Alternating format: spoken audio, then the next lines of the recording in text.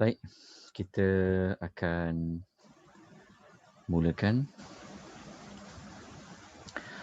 Assalamualaikum warahmatullahi wabarakatuh.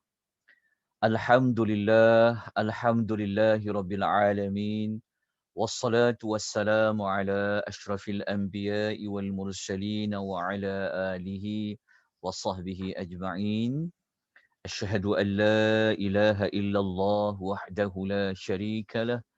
واشهد ان محمدا عبده ورسوله اللهم صل وسلم على نبينا محمد وعلى اله وصحبه ومن تبعهم باحسان الى يوم الدين اما بعد. Tuan-tuan, puan-puan, muslimin dan muslimat rahimani wa rahimakumullah. Kita bersyukur kepada Allah Subhanahu wa taala pada malam ini merupakan pertemuan kita buat siri yang ke-16, yang mana insya-Allah pada malam ini kita akan melanjutkan juzuk yang ke-16, yang mana juzuk yang ke-16 ini kalau kita merujuk kepada mushaf. Jadi kalau tuan-tuan ada mushaf di tangan tuan-tuan dan perempuan, ataupun tuan-tuan ada Quran terjemahan di hadapan tuan-tuan dan perempuan, kita boleh dapati bahawa juzuk yang ke-16 yang kita akan belajar pada malam ini, ia terdiri daripada 3 surah. Yang pertama adalah Suratul Kahfi, yang mana Suratul Kahfi ini dia melibatkan ayat yang ke-75 sehingga ayat 110. Sebahagian daripada Suratul Kahfi dia berada pada juzuk yang ke-15. Dan juzuk ke-16 ini ada 2 surah yang lengkap yang berada pada juzuk yang ke-16, iaitu surah Maryam yang mengandungi 98 ayat. Begitu juga dengan surah Taha yang mengandungi 135 ayat. Oleh demikian, malam ni kita akan lebih memberikan fokus kepada 2 surah, iaitu Maryam dan surah Taha. Kenapa 2? Sedangkan ada Suratul Kahfi. Baik, Suratul Kahfi sebenarnya pada juzuk yang ke-15. Kita telah pun bersama-sama mengetahui sampai ayat yang ke-110. Kalau masih ingat lagi pada juzuk 15, kita telah bincang Suratul Kahfi ni sebenarnya dah sampai kepada ayat yang penutup Suratul Kahfi. Sebenarnya kita dah masuk kepada juzuk yang ke-16 ketika mana kita bincang tentang Suratul Al-Kahfi. Tetapi pada malam ini saya mengulang semula sedikit maklumat tersebut, iaitu kalau tuan-tuan lihat di skrin Zoom tuan-tuan dan puan-puan, kita akan dapati bahawa cerita yang terkandung dalam juzuk ke-15 Suratul Kahfi itu terdiri daripada cerita 7 penghuni gua, iaitu pada ayat 9 hingga ayat nombor 29. Begitu juga pada juzuk yang ke-15 ada kisah Nabi Allah Musa dengan Nabi Allah Khidir alaihimassalam. Tetapi pada kisah Musa dengan Khidir ni, ayat dia tu 60 sampai 80 tu dia dah cover, dia ada 2 juzuk sebenarnya. Sebahagian kisah Musa dengan Khidir duduknya pada juzuk yang ke-15, dan sebahagian daripada kisah Nabi Allah Musa dengan Nabi Allah Khidir ini dia berada pada juzuk yang ke-16. Jadi pada malam ni kita ambil sedikit maklumat kisah Nabi Allah Musa dengan Khidir untuk berada pada juzuk yang ke-16. Dan kisah Dzulqarnain. Semalam pun kita dah sebut sedikit sebanyak, iaitu pada ayat nombor 80 sehinggalah ayat nombor 101, yang ia sebenarnya berada pada juzuk yang ke-16. Jadi saya tak perlu nak panjangkan pengisian kita tentang Suratul Kahfi, sebab pada juzuk 15 kita telah terang sampai penutup dia sebenarnya, yang sebenar-benarnya juga telah masuk kepada juzuk yang ke-16. Jadi kita terus pergi kepada dua surah yang utama, iaitu surah Maryam dengan apa kita sebut dengan tadi surah apa? Surah Maryam dengan surah Thaha. Baik. Sebelum kita pergi kepada perincian surah Maryam, seperti kebiasaan dalam pendekatan kita, kalau kita belajar juzuk, akan ada surah. Maka untuk memahami tujuan juzuk, kita kena gunakan tujuan surah. Kerana tujuan juzuk ni sebab dia mengandungi beberapa surah. Jadi agak sukar untuk mencari satu tujuan yang satu bagi 3 surah, bagi 2 surah. Tetapi untuk memudahkan, kita menggunakan tujuan surah, tujuan bagi surah yang berada pada juzuk tersebut. Yang mana surah Maryam, kesemua ayatnya berada pada juzuk yang ke-16, maka kita ambil surah Maryam ini, tujuan dia, objektif surah Maryam ini sebenarnya, Allah Subhanahu wa Ta'ala mengkehendaki kita semua mensucikan Allah, apa kita kata, membersihkan Allah, menjauhkan Allah Ta'ala daripada Allah itu memiliki sebarang sekutu. Dan kita juga kena mensucikan Allah daripada Allah ini dia memiliki isteri, memiliki anak. Itu tujuan utama surah Maryam. Dan dalam masa yang sama, surah Maryam ini sebenarnya Allah Ta'ala mengkehendaki kepada kita semua untuk mengambil maklum, meyakini bahawasanya Allah itu adalah satu-satunya pencipta. Segala makhluk ini Allah itulah pencipta. Dan satu-satunya yang mengurniakan sesuatu, Allah itulah yang mencipta, itulah yang mengurniakan segala sesuatu, dan Allah yang mencipta, yang mengurniakan segala sesuatu itulah dia Maha berkuasa. Inilah sebenarnya tujuan surah Maryam. Untuk mengukuhkan, memantapkan tujuan surah Maryam ini berkaitan dengan maklumat yang telah kita sampaikan, kita akan buktikan dengan beberapa ciri-ciri ayat yang terkandung dalam surah Maryam. Secara tidak langsung, ciri-ciri ayat ini dia sudah masuk kepada sinopsis ayat secara tidak langsung. Baik, kita lihat ciri yang pertama yang boleh kita pelajari dalam surah Maryam adalah kisah Nabi Allah Zakaria dengan kisah Nabi Allah Yahya. Pada ayat kedua hingga ayat yang ke-11. Masih ingat lagi, kita selalu maklumkan bahawasanya salah satu kaedah untuk memahami suatu surah, kita kena ambil perhatian tentang pembukaan surah tersebut. Kalau kita buka surah Maryam, kita akan jumpa mula-mula, kita jumpa kisah Nabi Allah Zakaria. Pada ayat 2 sampai ayat 11, yang dia termasuk kisah tentang anaknya Yahya. Sebelum kita pergi kepada ayat yang berikutnya, cuba kita renung, cuba kita fikir. Mengapakah dimulakan surah Maryam dengan menampilkan kisah Nabi Allah Zakaria? Dekat situ. Sebab kisah Nabi Allah Zakaria, dia permulaan, dia pembuka surah Maryam. Kenapa? Kenapa itulah sebenarnya jawapannya ia terletak pada tujuan surah. Tujuan surah yang kita paparkan mula-mula ni, tujuan surah inilah dia terhasil, dia terbentuk setelah para ulama mereka mengkaji pembukaan surah Maryam. Lepas tu tengok pula kisah-kisah dalam surah Maryam. tengok pula pattern ayat surah Maryam ni macam mana perbezaan dengan surah-surah yang lain, maka keluarlah tujuan surah tadi.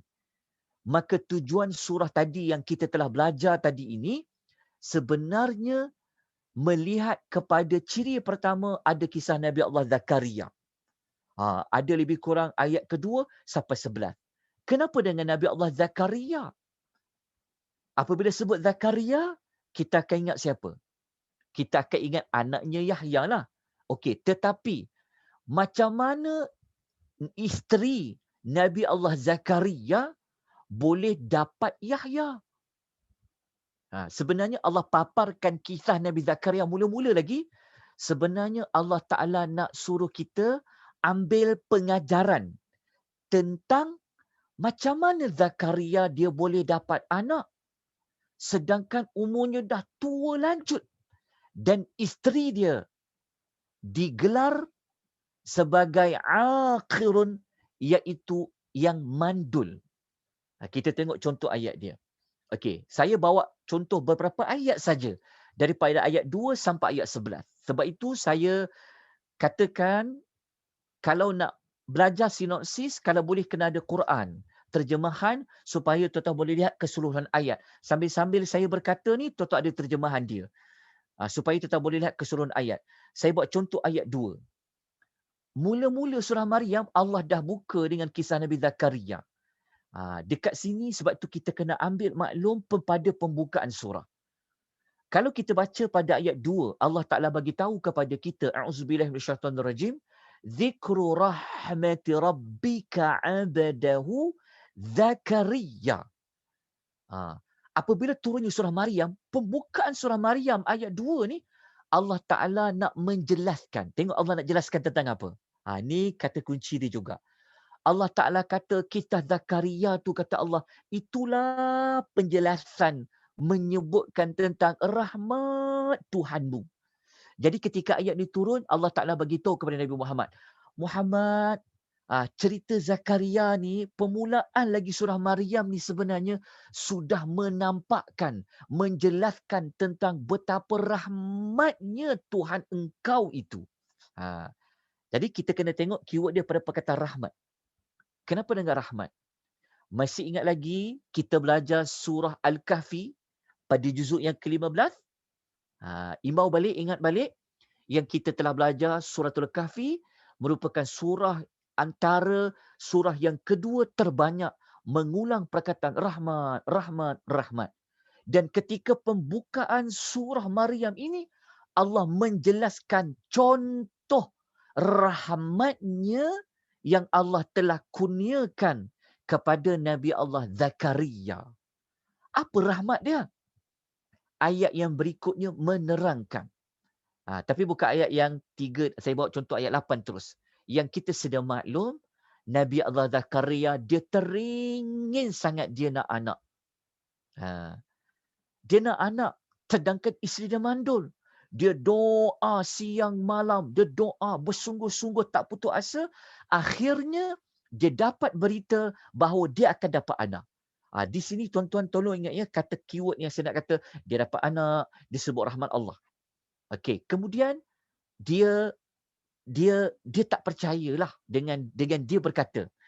Dia kata, qala rabbi anna yakunu li ghulamun wa kanatim ra'ati aqiran wa qad balaghtu minal kibari itiya. Dia berkata, ya Rabbku, dia kata, macam mana aku boleh dapat seorang anak sedangkan isteri aku ni aqira. Bulatkan perkataan aqira. Aqira ni adalah mandul. Nabi Zakaria, dia rasa takjub lah. Macam mana dia boleh dapat anak sedangkan isteri dia ni mandul. Lepas tu dia cakap, dia tu sendiri dia kata apa? Minal kibari itiya. Dia pun dah tua dah. Maknanya isteri dia pun dah tua, lepas tu pula mandul. Kenapa dia boleh dapat anak? Di sini cerita dia, ingat. Pembukaan surah Maryam kisah Nabi Allah Zakaria. Maknanya ada sesuatu yang Allah Ta'ala nak kita kaji. Analisis betul-betul, amati betul-betul daripada kisah Nabi Zakaria. Dan akhirnya dijawab pada ayat nombor 9. Allah Ta'ala kata apa? Qala kadzalika qala rabbuka huwa alayya hayyun wa qad khalaqtuka min qablu wa lam takun syai'a. Allah Ta'ala kata apa? Macam itulah keadaan Tuhan. Maksudnya Allah Ta'ala dia nak beri anak, Allah Ta'ala boleh buat. Mudah je bagi Allah. Sebab apa? Apa contoh mudah? Maka Allah Ta'ala terang kepada Nabi Zakaria. Lah, engkau kan dulu kan tak pernah ada, tiba-tiba engkau boleh ada. Faham tak maksud ayat dia? Maksudnya ayat dia Allah Ta'ala bagi tahu bahawa Allah tak beritahu, lah nak jadikan anak kan dikandungkan oleh isteri kau yang mandul itu walaupun kau dah tua, isteri kau dah tua. Kata Allah, mudah je kata Allah. Macam mana mudahnya? Lah contohnya, engkau orang di dulu kata Allah tak ada juga. Tak hidup, tiba-tiba dapat hidup. Jadi Allah Ta'ala nak kata bahawa anak engkau mula-mulanya tak ada, aku boleh adakan kata Allah Subhanahu wa Ta'ala. Okey, itu kisah Nabi Zakaria. Okey, penting sangat kisah Nabi Zakaria ni kerana daripada ayat permulaan ni kita tengok seolah-olah macam oh Allah Ta'ala nak sebut tentang benda yang pelik lah kan. Macam mana perempuan yang mandul dia dapat anak? Dari sudut sains, kan dari sudut perubatan, memang dari sudut normalnya, memang susah nak dapat anak. Dah tua pula tu. Tetapi kenapa Allah letakkan kisah Zakaria mula-mula? Ya, sebenarnya Allah Ta'ala nak suruh kita amati betul-betul. Kalau bagi Allah, no impossible. Tak ada yang mustahil bagi Allah. Tetapi kita kena tahu, Allah Ta'ala dia boleh buat apa yang dia nak buat. Contohnya, kisah Nabi Zakaria. Okey, habis untuk ciri pertama. Kemudian, kita pergi kepada sinopsis ayat yang lain dengan kita masuk kepada ciri yang kedua, surah Maryam merupakan surah yang paling banyak menyebutkan nama Allah Ar-Rahman. Ar-Rahman. Berapa kali? Ada 16 kali. Tuan-tuan dan puan-puan, nak dapat maklumat ini dengan jelas, tuan-tuan sendiri kalau buka Al-Quran, contenglah Quran tu. Bulatkanlah, carilah maklumat surah Ar-Rahman. Nanti siapa yang belum sampai juzuk 16, besok baru nak masuk juzuk 16, ambillah maklumat ni sebagai panduan. Cari perkataan Rahman, Rahman, Rahman. Ada 16 kali. Contoh ayat dia, tuan-tuan tengoklah. Yang ni saya sebut contoh saja. Saya nak kita dah masuk malam yang ke-16 ni, dah masuk 17 ni, kita kena lebih jadi rajin. Kita kena ada lebih kesungguhan. Okey, maka tak berpada dengan kita tengok nota sajalah, contoh. Tak, kita kena gunakan Quran yang kita pegang, yang kita baca tu. Kalau tidak, nanti masuk tahun yang berikutnya mungkin kita akan lupa. Jadi mudahnya Quran itu diconteng dia, dicatat dia kat mana maklumat. Tapi kalau boleh padam, pakai pensel lah. Kita cari perkataan Rahman tu di mana. Ada 16 kali. Okay, saya bawa contoh pada tuan-tuan dan puan-puan ayat yang menyebut kalimah Rahman. Contohnya ayat 18 dengan ayat nombor 26. Ayat 18-26 ni, ini adalah kisah Nabi Allah Isa. Dengan mak dia Maryam, ni kisah Maryam, ini kisah Nabi Allah Isa. Okay, kalau kita tengok, ni dulu kisah Maryam juga. Ayat nombor 18. Jumpa tak perkataan Rahman. Allah Ta'ala berfirman, A'udzubillahi minasyaitonirrajim. Qalat, inni a'udzu birrahmani minka in kunta taqiyya. Ini adalah ucapan Maryam. Dia menyebut dengan nama Allah Ar-Rahman. Kita tengok ayat nombor 26, kita akan jumpa sekali lagi perkataan Ar-Rahman. Ini adalah ucapan Nabi Allah Isa setelah dia dilahirkan. Sejurus selepas dia lahir, dia cakap dekat mak dia. Ni adalah perkataan Nabi Allah Isa. Nanti kita tengok sinopsis kisah Maryam sekejap lagi. Dia sebut perkataan. Dia cakap dekat mak dia. Dia cakap kat mak dia, mak, dia cakap, tapi dia cakap mak lah. Dia cakap perkataan macam bahasa engkau lah. Dia cakap apa? Dia kata, faquli inni nadhartu lirrahmani sawma falam ukallima al-yawma insiya. Dia cakap dekat mak dia kata, nanti kalau kau balik kampung, kau balik rumah, kau jumpa orang kampung, engkau cakap, engkau tak nak cakap apa-apa sebab engkau telah bernazar kepada Allah Ar-Rahman untuk berpuasa. Okay, ni contoh Ar-Rahman. Jadi yang lebih dia, yang 14 lagi tu kerja tuan-tuan lah untuk cari dalam Quran tu. Kalau tak cari, tak usaha, nanti maklumat tu dia tak lekat. Sebab kalau tak tanda, nanti akan datang, tuan-tuan nak baca surah Rahman, tuan-tuan dah tak ingat dah. Jadi kalau kena ada conteng-conteng, ada tanda-tanda tu, nanti kalau kita baca surah Rahman, tengok kenapa pula aku bulatkan 16 kali Ar-Rahman ni. Oh, teringat. Oh, pasal sebab apa? Sebab apa tuan-tuan? Kenapa Allah ulang banyak Ar-Rahman? Sebab kalau kita tahu nama Allah Ar-Rahman kan dia berkaitan dengan Allah tu mengurniakan. Kan tanda Allah tu mengurniakan, dia memberi sesuatu, dia sebab tu kita terjemah dia Maha Pemurah. Banyak dah Allah dah bagi. Itu nama Ar-Rahman. Dia Maha Pemurah. Okey. Kita lanjutkan lagi. Ciri lain, surah Maryam ni Allah Ta'ala banyak juga menggunakan perkataan wahabun, iaitu telah mengurniakan. Tengok perkataan telah mengurniakan. Siapa yang kurnia? Allah yang telah kurnia. Ada berapa kali? Kita akan jumpa sebanyak 5 kali dalam Al-Quran. Okay, saya bawa contoh. Saya tunjukkan contoh saja. 5 kali itu adalah ayat 5, 19, 49, 50 dan 53. Okay, saya tunjuk 2 contoh daripadanya. Kalau kita tengok ayat 49 dengan 50, kita jumpa perkataan wahabna. Ayat nombor 49 jumpa perkataan wahabna lahu. Ayat nombor 50 wa wahabna lahum. Ni kaitan dengan Allah telah mengurniakanlah. Wahabna ni maknanya kami telah mengurniakan kepadanya. Kalau wa wahabna lahum ayat 50, kami telah mengurniakan untuk mereka. Okey. Ini 2 contoh daripada saya tertulis 6. Maafkan saya. Sebenarnya 5. Ni saya tersilap juga. Waktu saya agak bimbang untuk nota ni dihebahkan. Sebab kadang-kadang saya tersilap banyak. Okey, tolong betulkan. Dia ada 5 kali 5 kali. Tolong betulkan. Nanti cari dalam surah Maryam. Tuan-tuan kena buat kerja banyak sikit. Dah masuk separuh juzuk ni, kena rajin lagi. Kena gagah lagi, kena kuat lagi. Ya, itu cara kita belajar. Okey, kemudian kita pergi ciri nombor 4. Ciri nombor 4, kita akan dapati Allah Ta'ala menggunakan ayat yang dia berbentuk mensucikan Allah daripada dia memiliki sebarang anak dan sekutu. Ayat ni. Contoh ayat dia, ayat 30, 35 dan 92. Tengok, saya tersilap juga. Sepatutnya 3 kali. Saya mohon maaf. Tolong betulkan. Dia bukan 6 ni, 3. Minta maaf tuan-tuan. Buat dah bulan puasa ni macam ni lah. Lepas tu kerja pula padat kan. Saya ujuk ni last minute juga ni dapat siapkan tu yang tak dapat nak semak dengan 2-3 kali tu. Okey, tak apa tuan-tuan. Kita boleh belajar. Okey, tuan-tuan catat ada 3 kali. Ayat 30, 35 dan 92. Okey, kita tengok contoh ayat dia. Okey, ni saya bawa 3-3 ayat dia.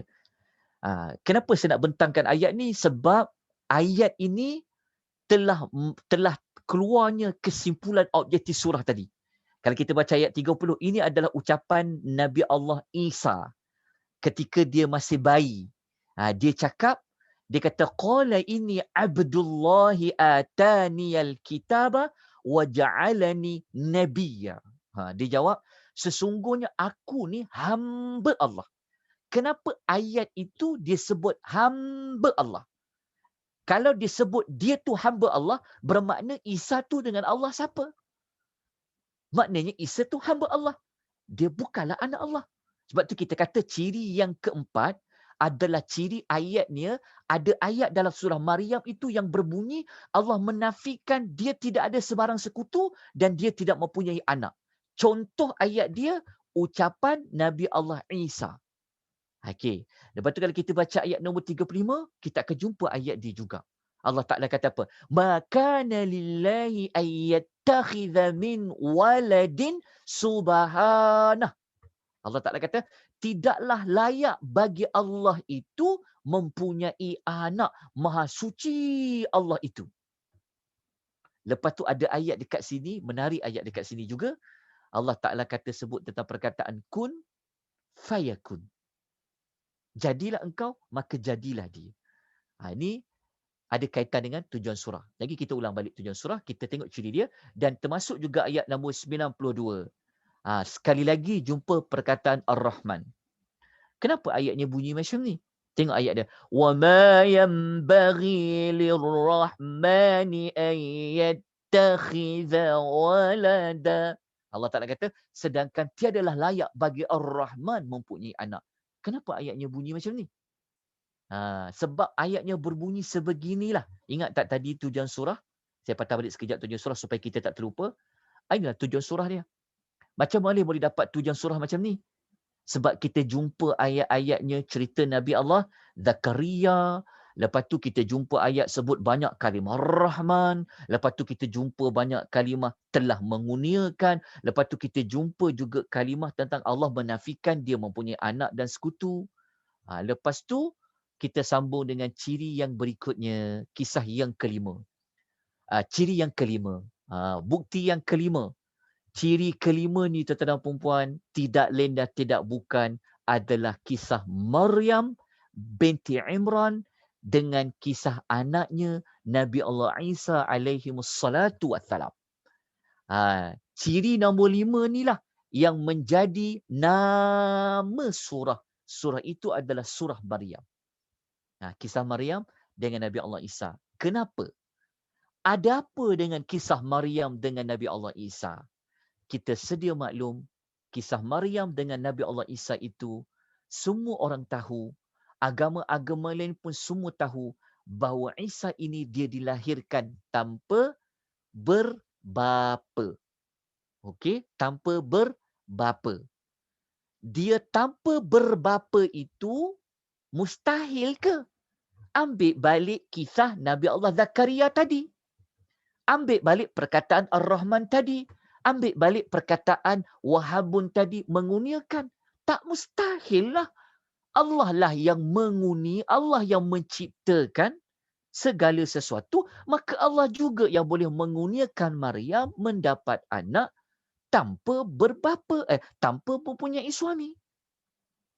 Itu sebenarnya yang Allah nak jelaskan pada kisah Maryam dengan kisah Nabi Allah Isa.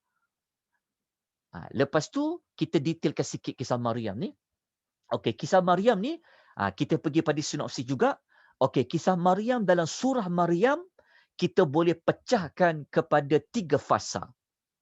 Ada tiga peristiwa yang berbeza. 3 fasa. Ni semua dalam surah Maryam. Okey, fasa yang pertama pada ayat 16 sampai 22, kisah Maryam, dia telah didatangi oleh malaikat Jibril. Okey, nanti buka ayat 16 sampai 22. Kemudian selepas dia itu mendapat berita dia akan mengandungkan Nabi Isa, maka fasa yang kedua, Maryam membawa diri jauh daripada rumahnya. Pada cerita itu, dia melahirkan anak. Ini pada ayat 24 sampai 26. Selepas dia melahirkan Isa, Nabi Allah Isa masuk pada fasa yang ketiga, dia dukung Isa itu balik ke kampungnya pada ayat 26 sampai ayat nombor 33. Nampak tak ceritanya? Kena susun macam ni supaya faham dia punya plot cerita dia begini satu persatu. Tapi saya tidak dapatkan ceritakan kisah Maryam tu sebab kita belajar sinopsis saja. Jadi kena tengok. Dekat fasa 1 tu berlaku apa, dekat fasa 2 berlaku apa, fasa 3 berlaku apa. Siapa yang mengikuti kelas nama-nama surah, ya, tuan-tuan akan dapat maklumat panjang terperinci tentang kisah Maryam. Sebab siapa ikut belajar kelas nama-nama surah, kita fokus tentang nama surah, pasal Maryam, ulas pasal Maryam. Tapi kita belajar sinopsis, kita tak ulas tentang kisah Maryam. Kita cuma sebut sinopsis ayat yang ada mencatatkan kisah Maryam alaihassalam. Okey, kita lanjutkan lagi. Dah habis dah? Ada lagi? Dah habis dah. Kita pergi kepada surah yang berikutnya iaitu surah Taha. Habislah surah Maryam. Dapat ya tujuan surah tadi? Okey. kita patah balik kepada tujuan surah untuk saya ingatkan tuan-tuan dan puan-puan. Catat dekat Quran tu. Ada Quran tu conteng sikit. Jangan bersih sangat Quran tu. Nanti kalau nak baca balik, tak jumpa maklumat. Tertinggal. Kalau hilang notanya entah mana, tapi Quran tu kita selalu bawa. Sebab tu kena ada Quran yang sentiasa kita nak gunakan dia. Okey.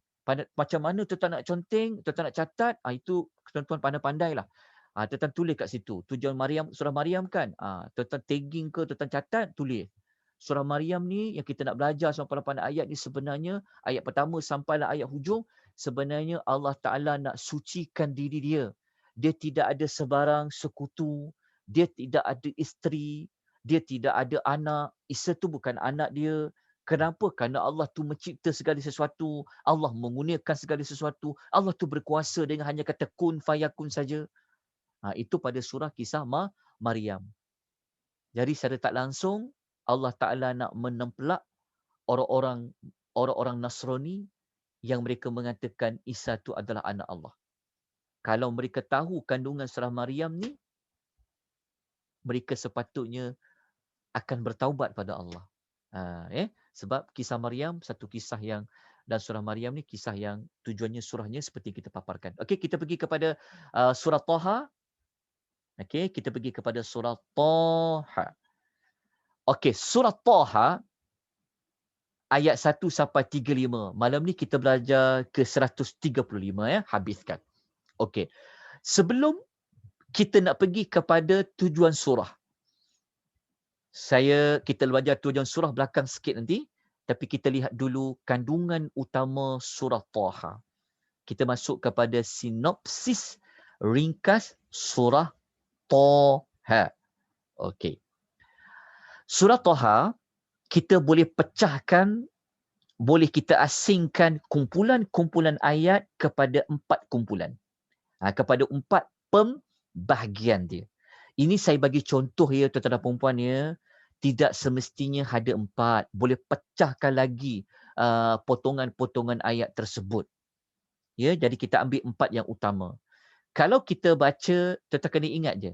Tuan-tuan mudah tuan-tuan ingat, kalau nak asingkan ayat, nak buat dia kumpulan-kumpulan ayat, mesti ada muqaddimah, mesti ada penutup. Muqaddimah dengan penutup. Itu biasa kena ada lah. Kumpulan ayat untuk pembuka surah dengan kumpulan ayat penutup surah. Yang ini jangan lupa. Okey. Kalau kita baca dekat pembukaan surah Maryam, kita boleh letakkan 8 ayat yang pertama. Surah Taha, maafkan saya. Dalam surah Taha, kita boleh letakkan 8 ayat yang pertama bertajuk kepada tujuan Al-Quran diturunkan kepada Nabi Muhammad sallallahu alaihi wasallam dan fungsi Quran tu apa kepada Nabi Muhammad dan juga kepada orang beriman. Ini pada pembukaan surah Taha. Yang Quran tu Allah Ta'ala kata apa? Litashqa. Bukanlah untuk menyusahkan Nabi Muhammad. Tapi sebagai apa? Sebagai tazkirah. Sebagai peringatan. Saya tunjukkan contohlah ayat dia. Kejap lagi saya tunjuk contoh. Okey, ini kumpulan 8 ayat yang pertama untuk kita letakkan sebagai pembukaan surah Taha. Lepas tu, panjang tak ayat dia ni? Bermula ayat 9 sampai ayat nombor 98. Okey, tuan-tuan, jangan lupa ya, ingat ya tentang kaedah kita nak bahagikan kumpulan-kumpulan ayat. Biasanya, bukan biasalah, memang dalam Quran tu dia akan ada kumpulan ayat pembuka dengan kumpulan ayat penutup. Dua ni mesti kena ada. Tapi yang lain-lain tu tuan-tuan boleh pecah-pecahkanlah. Okey, untuk pendekatan yang saya gunakan dalam Akademi Tadabbur Malaysia ni, memang modul yang kita buat ini di antara contoh. Okey, kita pecahkan kumpulan ayat kedua mewakili ayat 9 sampai 98. Ada berapa ayat tu? 90 ke 89 ayat. Ni, bermula ayat 9 sampai ayat 98. Dah dekat nak 100 dah kan. Semuanya kisah tentang apa? Kisah tentang Nabi Musa alaihi salam dengan kisah Harun sekali lah. Bersama Fir'aun dengan Bani Israel. Banyak tak ayat dia? Banyak kan? Kalau perhatikan betul-betul kat sini, sebab itu surah Taha adalah nama lain dia. Para ulama menyebut dia adalah surah Musa. So selepas ni kalau orang kalau ada mendengar tentang pernah baca tak surah Musa? Kita kena ingat apabila sebut surah Musa, dia adalah surah Taha. Kenapa? Kerana dalam banyak-banyak ayat di dalam Al-Quran yang menghimpunkan kisah Musa, ia berada dalam surah Taha. Sebab tu surah Taha ni dikenali dengan nama lain adalah surah Musa. Pada ayat 9 sampai 98 cerita pasal Musa. Okey. Lepas tu masuk ayat 99 sampai 129 daripada kisah Musa tadi dibawa pengajaran yang umum. Allah cerita tentang siapa yang beriman dia ada balasannya, siapa yang berpaling dia ada balasannya. Ayat 99 sampai 129. Dan penutup bagi surah Taha, Allah Ta'ala nak mengukuhkan lagi tentang sikap orang yang berpaling dan akibatnya. Ayat 110 sampai 135. Ini adalah penutup bagi surah Taha. Jadi core maksudnya core maklumat dalam surah Taha tu terletak pada ayat mana? Terletak pada kumpulan ayat 9 hingga 98. Tapi sebenarnya pada pembukaan sebenarnya dia jadi core ayat sebenarnya. Sebab daripada pembukaan tu dia berikan kita satu sebenarnya dia dah bagi objektif surah tu. Tapi untuk kuatkan pembukaan tu surah ayat lain memperincikan, memberi contoh, memberikan contoh. Okey, kita lihat pecahan dekat 99 hingga 98 ni kan kisah Musa kan panjangnya. Macam mana kita nak bahagikan ayat-ayat dia? Okey, saya tunjukkan contoh dia. Okey, tolong salin. Tolong tengok kat sini. Tengok ya. Okey. Kisah Nabi Musa ni kita boleh bahagikan dia kepada 5 fasa. Ini contohnya tidak menjadi muktamad. Ini contoh pendekatan yang kita boleh gunakan untuk memahami kisah Musa. Okay, 5 fasa ni bukan sebab surah Taha je, tak. Keseluruhan ayat-ayat pasal kisah Nabi Musa ni kita boleh letak dia kepada 5 fasa untuk mudahkan kita faham cerita dia. Yang fasa pertama, kita boleh letakkan bermula daripada kisah Nabi Allah Musa itu lahir sampailah dia dilantik menjadi Rasul. Sampai dilantik menjadi Rasul. Menjadi Rasul. Kisah ni, kita dalam surah Taha, Allah bawa fasa ni. Kita boleh lihat daripada fasa ayat 9 sampai ayat nombor 41. Ayat ni dari kaitan dengan fasa pertama. Fasa pertama tu yang dijadi Nabi bila? Yang dijadi Nabi ingat tak? Lepas dia balik 10 tahun dia berada dekat Madian, dia balik bawa isteri dia, di tengah jalan dia nampak ada satu api berada di Muqaddas Situa. Lepas tu kan dia dapat berkata-kata dengan Allah kan? Itulah fasa ayat pertama tu, fasa pertama tu. Kita boleh jumpa cerita ni pada ayat 9 hingga 41 dalam surah Taha. Okey, fasa yang kedua, lepas dia jadi Nabi, dia kena pergi dakwah lah. Dia kena pergi sampaikanlah dakwah dia. Maka sudah tentu yang dia kena sampaikan dakwah kepada 2. Sebab tu Musa ni berat tugas dia. Dia kena dakwah kepada Fir'aun dan juga kepada umat di Bani Israel lah. Tapi kita fokus kepada Fir'aun. Kita boleh jumpa cerita dalam surah Maryam, dalam surah Taha, ayat 42 sampai 76. Nanti tuan-tuan boleh pecahkan. Nanti kalau ada Quran terjemahan, pecahkan dia. Susun baik-baik. Tulis, catat dekat situ. Lepas tu, pada fasa yang ketiga, kisah Nabi Allah Musa ni, kisah dia lepas Firaun degil, tak nak buat apa-apa kan. Firaun tetap degil. Bagi hujah tu. Maka pada fasa ketiga, Nabi Allah Musa secara diam-diam, dia bawa keluar Bani Israel daripada Mesir, lalu ikut Laut Merah tu, masa itulah dia dikejar oleh Firaun dan Firaun tenggelam. Cerita ini dalam surah Taha duduk pada ayat 77 sampai 79. Lepas tu, lepas kisah Firaun itu tenggelam, Nabi Allah Musa pun dapat bersama dengan Bani Israel, dan akhirnya ada peristiwa dia nak masuk ke Palestin tu. Ketika dia bersama Bani Israel di Sinai. Masa fasa keempat ni lah kita akan jumpa cerita yang mereka minta manna wasalwa. Yang pada fasa keempat ni lah ada cerita As-Samiri tu, yang patung lembu tu. Duduk pada fasa keempat lah. Dan pada fasa keempat inilah Nabi Allah Musa dia bertemu dengan Allah di Gunung Tursina, ambil wahyu selama 40 malam tu. Dekat situ pada fasa 4 lah. Tapi dalam surah Taha kita boleh rujuk maklumat ayat 80 sampai 98. Dekat situ je maklumat adalah surah Taha. Habis dekat fasa 4 saja. Tapi fasa kelima, iaitu fasa Nabi Allah Musa dengan kisah Nabi Khidir sampailah Nabi Musa tu wafat. Fasa kelima ni maklumat tu tak ada dalam surah Taha.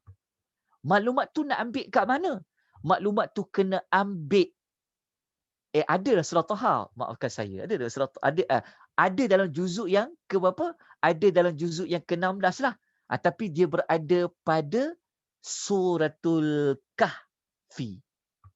Rupa-rupanya kisah Musa dengan Khidir dalam suratul Kahfi itu sebenarnya dia berada pada fasa yang kelima. Tuan-tuan dan puan-puan, ini saya tunjukkan contoh susunan kisah. InsyaAllah lepas habis kita masuk fasa raya nanti, lepas habis kita dah raya, dah ada sikit berapa bulan, tuan-tuan bersedia untuk, kalau tuan-tuan berminat untuk memahami kisah-kisah para Nabi mengikut susunan yang macam ni, supaya tu ayat tu tak berterabur, InsyaAllah di Akademi Tadabbur Malaysia, kita akan ada penyampai yang akan fokus kepada ibrah kisah dengan lataif. Nanti saya perkenalkan kepada tuan-tuan, ada 2 tenaga penyampai yang mempunyai ilmu pengetahuan yang sangat baik, yang akan fokus kepada kisah-kisah. Saya sebut contoh saja. Kalau tuan-tuan buat macam ni kan, saya harap tuan-tuan fahamkan. Kalau tidak kita, sebab ayat dia banyak sangat. Jadi kerana kisah Musa ni kan paling panjang. Jadi cara mudah dia tuan-tuan bahagikan dia. Jadi benda perkara, ayat-ayat macam ni lah yang ada di dalam modul yang kami sediakan di Akademi Tadabbur Malaysia untuk kisah. Selepas ni kalau tuan-tuan nak mahir kisah-kisah dalam Quran, tuan-tuan ikutilah kelas-kelas yang akan dibuat di Akademi Tadabbur Malaysia. Tapi masa tu tuan-tuan kena ada yuran lah. Sebab kita nak bayar pada penceramah kita, tenaga pengajar kita, nak note lagi. Masa tu insyaAllah kita kenakan yuran yang sangat murah kepada tuan-tuan. Rupanya, siapa yang ikut modul tu, insyaAllah tuan-tuan akan dapat menguasai 10 juzuk Al-Quran. Pasal kisah-kisah. Dan saya sebagai pembantu juga untuk susun modul kisah-kisah tu. InsyaAllah nanti kita belajar sama-sama ya. InsyaAllah. Okey, dah jelas dah? Okey, kita lanjutkan lagi. Kita lanjutkan dengan tujuan surah. Okey, jadi tujuan surah Taha ni untuk apa? Tujuan surah Taha ini daripada kita lihat kisah-kisah, kita tengok banyak kisah-kisah Nabi, kisah Musa, lepas tu kita tengok pada pembukaan dan penutupnya, maka surah Taha ini para ulama mencadangkan surah Taha ini kita boleh lihat daripada sudut sesiapa yang berpaling daripada wahyu ilahi, dia akan mendapat kesengsaraan. Hidupnya tak akan bahagia dunia dan akhirat. Itu tujuan surah Taha. Okey. Dapat dia punya tujuan dia? Okey, kita tunjukkan cara, kita nak tunjukkan ayat yang ada kaitan dengan tujuan surah ini. Kita boleh lihat kepada pembuka surah. Okey, siapa ada Quran, saya minta tuan-tuan lihat pada pembukaan surah Taha. Ingat tak tadi pembukaan surah Taha apa? Tujuan Al-Quran diturunkan. Kan sebab apa? Kita tengok. Allah bagi tahu mula-mula lagi. Tengok ini ayat yang kedua. Maafkan saya, ini ayat kedua dengan ayat ketiga. Saya tersilap dekat sini. Okay, tengok. Ayat kedua tu bunyi apa? Ayat pertama kan Taha. Itu ayat pertama. Ayat kedua apa? Ma anzalna 'alaikal Qur'ana litashqa. Okey, sesiapa yang dia nak tahu apa makna Taha, saya tak akan ulas dalam sinopsis. Untuk maklumat nama surah, tuan-tuan kena ikuti kelas setiap hari Sabtu jam 2:30 petang, anjuran Nia Academy. Dekat situ memang kita fokus nama surah saja. Sebab surah Toha diambil daripada ayat pertama Toha, maka kita telah ulas apa makna Toha. Tapi sinopsis ini saya tidak sempat untuk berkongsi maklumat tersebut sebab kita nak fokus kepada sinopsis, kita tak fokus kepada nama surah. Okey. Pada ayat kedua Allah Ta'ala sebut, Ma anzalna alaikal Qur'ana litashqa.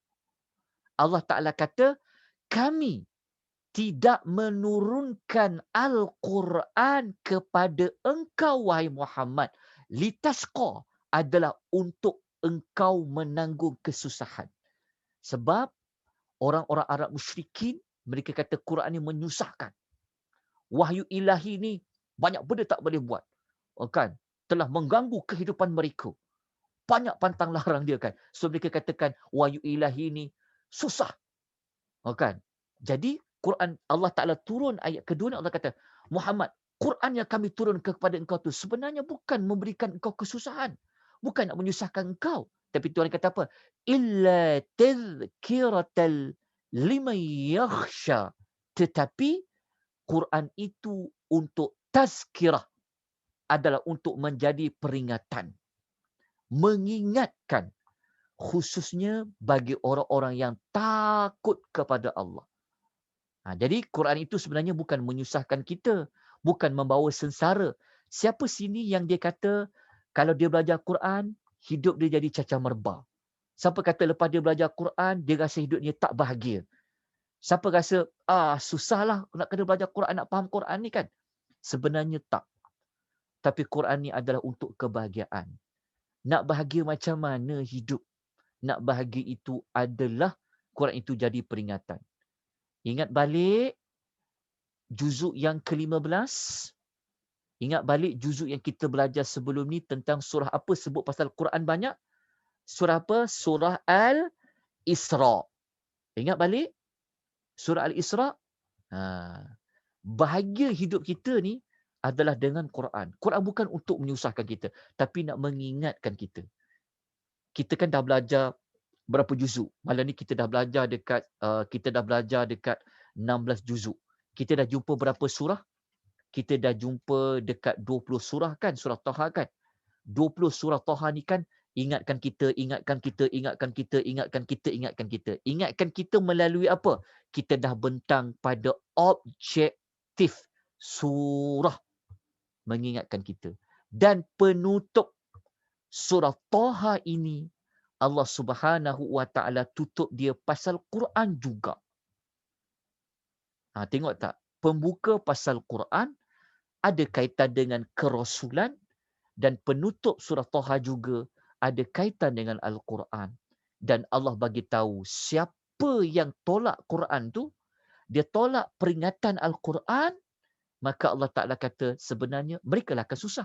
Bukan Quran tu turun untuk menyusahkan, tapi mereka lah susah. Kenapa? Kita baca ayat dia. Allah Ta'ala kata, وَمَنْ أَعْرَضَ عَنْ ذِكْرِي فَإِنَّ لَهُ مَعِيشَةً ضَنْكَ وَنَحْشُرُهُ يَوْمَ الْقِيَامَةِ أَعْمَى. Qiyamati a'ma. Okey, ini ayat nombor 124. 124 ni kita boleh jadikan ia seperti penghujung jugalah kepada surah Taha sebab kita nak ambil kepada tema Quran. Jadi Allah Ta'ala kata apa? Dan sesiapa yang a'rada, yang dia berpaling, an zikri, daripada peringatanku. Okey, peringatanku dekat ayat 124 ni apa? Bukalah pada pembuka. Kita jumpa perkataan tazkiratan sebagai peringatan. Peringatan ni sebenarnya daripada mana? Al-Quran. Okey, jadi Tuhan kata, siapa yang berpaling daripada peringatanku, maka sesungguhnya adalah baginya kehidupan yang dhonka, yang sempit. Macam mana nak bahagia? Macam mana nak tenang hidup? Kalau kita tidak tahu tentang Quran. Kalau kita berpaling dengan Quran. Mungkin ada orang kata, saya terima Quran, saya beriman dengan Quran. Tapi, belajar tak nak baca Quran tu? Faham tak Quran tu nak bagi peringatan apa? Sebab kalau kita tak faham, macam mana kita nak dapat peringatan? Macam mana kita nak ambil amaran dari Quran? Macam mana kita nak jadikan Quran tu sebagai panduan kalau kita tak faham? Lepas tu kita kena usaha untuk faham Quran. Okey, lepas tu Allah Ta'ala kata apa? Kami akan himpunkan dia yang berpaling daripada Al-Quran itu pada hari kiamat dalam keadaan dia buta. Buta pada hakikatnya dan dia juga buta, tidak nampak jalan macam mana dia nak menuju kepada syurga. Dia takkan sampai kepada syurga. Maka habislah surah Taha, nanti kita masuk juzuk yang ke-17. Okey, dapat? Ingat dua surah Taha dengan surah apa? Dengan surah Maryam dan juga surah Al-Kahfi. Alhamdulillah. Segala puji bagi Allah. Selamat juga. Dapat juga kita selesai menghabiskan juzuk yang ke-16. Okey. Saya buka kalau ada 1-2 soalan. Malam ni kita habis awal. Sebab apa habis awal? Sebab sebenarnya surah Kahfi tu saya pendekkan. Sebab Kahfi ni kita sudah maklum dan saya dah cover sebahagian Al-Kahfi tu sebenarnya pada juzuk yang ke-15. Okey. Okay, ada pertanyaan tak? Saya tengok dekat chat ada persoalan tak nak tanya ni.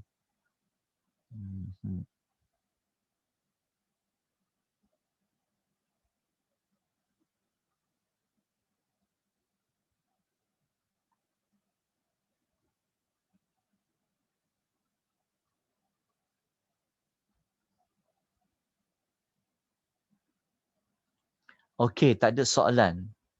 Kalau macam tu kalau tak ada soalan, okey, terima kasih banyak-banyak. Jazakumullahu khairan katsira. Kita jumpa lagi insya-Allah pada malam berikutnya. Juzuk yang ke-17 insya-Allah. Kita jumpa malam yang ke-17. Malam ke-17 ni salah satu pendapat yang kata boleh berlakunya Lailatul Qadar. Wallahu taala alam. Kita jumpa insya-Allah ya besok malam jam yang sama di aplikasi yang sama di Zoom dan selebihnya boleh lihat di mana di page Tadabbur Center. Mohon maaf banyak-banyak ya atas kekurangan, kelemahan. Kita jumpa lagi nanti. Aku qouli hadza wa astaghfirullahal azim wa billahi taufiq wal hidayah. Wassalamualaikum warahmatullahi wabarakatuh.